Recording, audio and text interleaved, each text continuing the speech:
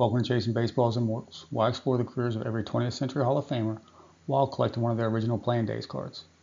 Today I'm taking a closer look at Eddie Collins, one of the most complete players of the Deadball Era, in his T206 portrait, a timeless, early career card that anchors his pre-war run. Let's get started.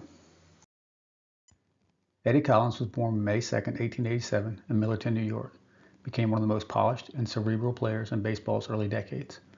A standout at Columbia University, Collins entered the professional ranks with a reputation for sharp instincts, disciplined at-bats, and an uncommon field awareness, qualities that would later define his career.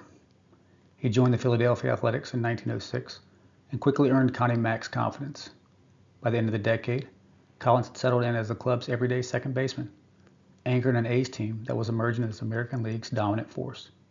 During the Deadball Era, when offense was scarce and strategy dictated the pace of play, Collins excelled. He hit for average, reached base at an elite rate, and one of the most effective base stealers of his generation. From 1910 to 1914, Collins helped guide the Athletics to 4 pennants and 3 World Series titles. He won the 1914 AL MVP and consistently ranked among the league's top performers, finishing in the top 10 in MVP voting 7 times. After the breakup of the A's dynasty, Collins moved to Chicago, where he continued to produce at a Hall of Fame level well into his 30s. He logged 14 seasons with a batting average of 300 or better, and finished his career with 3,315 hits, still one of the highest totals ever recorded by a second baseman. Collins played into 1930 before transitioning into coaching and front office work. He later served as an executive with the Boston Red Sox, where he played a key role in shaping the club's scouting and player development operations.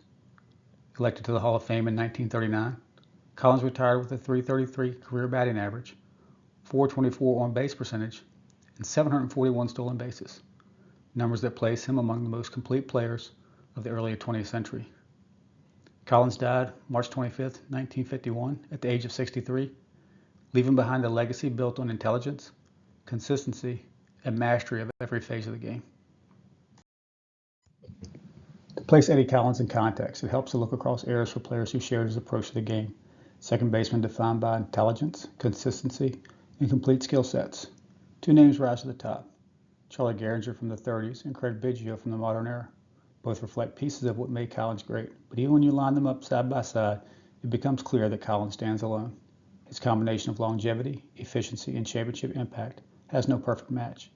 Collins built his career on balance. He hit .333, reached base at a .424 clip, and stole 741 bases, while anchoring 2 franchises that won multiple pennants. He excelled in every phase of the game: contact hitting, plate discipline, base running, defense, and leadership. And he sustained that level of excellence for nearly 25 seasons. His career 124 WAR is the second all-time for second baseman, behind only Rogers Hornsby. No one else at the position blends peak performance and durability the way Collins did. A generation later, Charlie Gehringer carried a similar blueprint into the 30s. Gehringer's game mirrored Collins in rhythm and temperament, quiet excellence, elite on-base skills, and a level of reliability that managers built lineups around. He hit .324 his career, posted a .404 on-base percentage, and delivered MVP caliber seasons without ever relying on flash. Like Collins, he was a cornerstone of championship club and one of the most complete players of his era.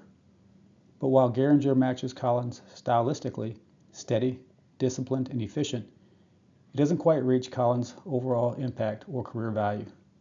Collins simply did it longer and at a slightly higher level. In the modern game, Craig Biggio offers the closest reflection of Collins' versatility and all-around influence. Biggio's value came from adaptability, base running, on-base skill, and leadership, qualities that echo Collins' strength across generations. He reached base more than 4,500 times, stole over 400 bases, scored more than 1,800 runs, and collected 3,000 hits. Biggio shaped the identity of the Astros for 2 decades and delivered value through completeness rather than power. But while Biggio mirrors Collins' style and approach, his overall impact is not in the same tier. His career WAR sits at 65, barely half of Collins' total. And that's the story. Gehringer reflects Collins' steadiness, Biggio reflects his versatility, but neither matches the full scope of Collins' dominance.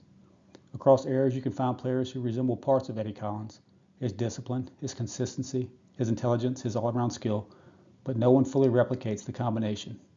Collins isn't just one of the greatest second basemen ever. He's a player whose career sits at the level that even his closest stylistic matches don't quite reach. The T206 set, issued from 1909 to 1911 by the American Tobacco Company, is one of the most iconic baseball card releases ever produced. Its 524-card checklist captures the full sweep of the early 20th century baseball. But what truly defines the set is the range of tobacco advertising backs that accompanied it. 16 primary brands appeared across the print run, each tied to a different branch of the company's distribution network.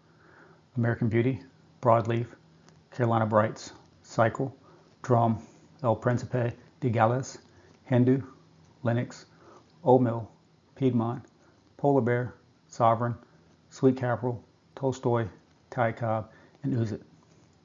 Roughly 75 to 80% of the surviving cards carry the two flagship backs, Piedmont and Sweet Capital, the national high-volume products that anchored the entire T206 run. A middle tier of brands, including Sovereign, Old Mill, Polar Bear, Tolstoy, Cycle, American Beauty, Carolina Brights, EPDG, and Hindu, account for another 15 to 20% of the population. And then there are the true rarities, Broadleaf, Lennox, Uzits, Drum, and the Ty Cobb back, which together make up well under 1% of all known T206s. Within that landscape, the Eddie Collins portrait appears across a wide and collector-friendly range of backs. His card is known with American Beauty, Carolina Brights, Cycle, EPDG, Old Mill, Piedmont, Sovereign, Sweet Capital, and Tolstoy, giving collectors a deep mix of both common and mid-tier scarcity levels. Most examples from the common Piedmont and Sweet Capital runs, while backs like Carolina Brights, EPDG, American Beauty, and Cycle surface far less frequently and command meaningful premiums. The portrait itself is one of the set's most elegant issues, a clean, composed rendering of a young Collins in the Philadelphia Athletics colors. The artwork has a quiet, refined quality that fits the Deadball Era and stands out as one of the more polished designs in the entire T206 checklist. A PSA 5 in this issue will cost collectors typically over $2,000. A PSA 3 will cost generally around $800, and a PSA 1 usually around $300, depending on eye appeal and back. All right, now let's look at the card. Here's my example, T206, Eddie Collins. Now, as a rookie in 1906, this is one of his first issues in 1909 to 1911. This example is well-centered, nice, bright white borders, deep red background, and good image clarity. It does have rounded corners, but no creases, and there is a pinhole at the top. The back is a Piedmont 350 series.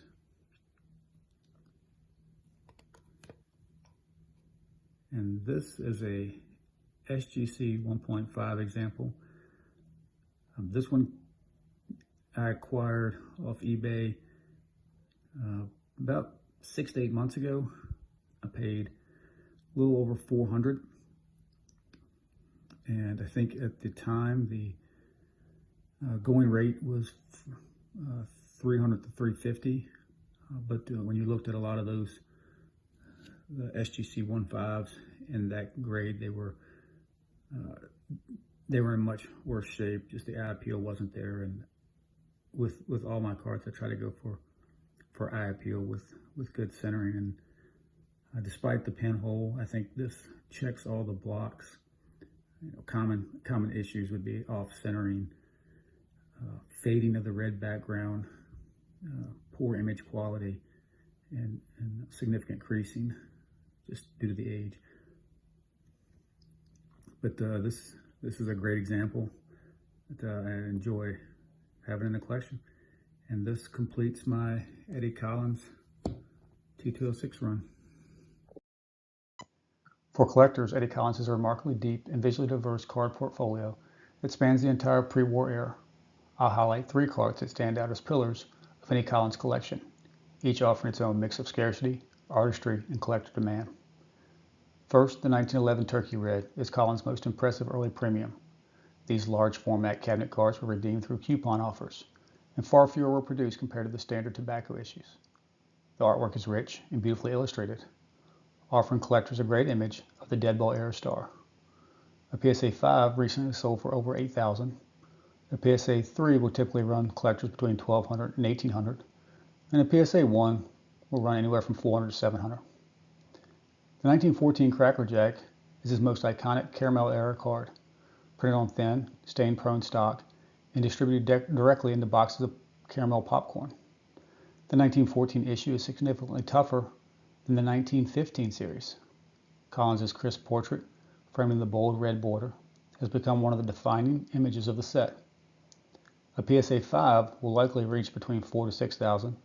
A PSA 3 will be somewhere between $2,000 and $3,000, and a PSA 1 recently sold for between $700 and $1,000. And finally, his 1933 Goudey marks Collins' entry into the gum card era. Issued late in his career, the card presents him in the bright, colorful style that made the 33 set a landmark release. It's one of the most available Collins cards and a staple of a Hall of Fame collection. A PSA 5 usually sells between $500 and $700, a PSA 3 between $200 and $300, and a PSA 1 between $100 and $150, making it one of the most affordable of his major issues. Beyond these three headliners, Collins' full card run offers a rich mix of early tobacco, ornate premiums, regional issues, and early gum cards. Collectors often highlight his 1909 Ramley with its gold frame design, the T205 gold border, the scarce 1926 Spalding regional issue, and the clean and desirable 1932 U.S. Caramel, or his appearance in the Connie Mack All-Star set post-Plan days. Together, these cards trace the full arc of Collins' career and give collectors a visually compelling, historically meaningful run that reflects one of baseball's most enduring figures. If you've made it this far, thanks for watching. And on deck, I'll be taking a closer look at Larry Doby, a trailblazer in the American League and a dynamic all-around talent and a steady force behind Cleveland's post-war rise. We'll also break down his 1949 Bowman rookie, a cornerstone early color issue and one of the defining cards of his legacy. See you then.